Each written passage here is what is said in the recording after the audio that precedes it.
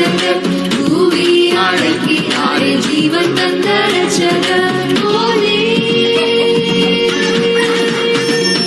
கோழி தன் குஞ்சுகளை குட்டி சேர்ப்பது போல கோழி தன் குஞ்சுகளை குட்டி சேர்ப்பது போல பூவி அழைக்கிறாரே ஜீவன் தந்த ரட்சகர் பூவி அழைக்கிறாரே ஜீவன் தந்த ரட்சகர்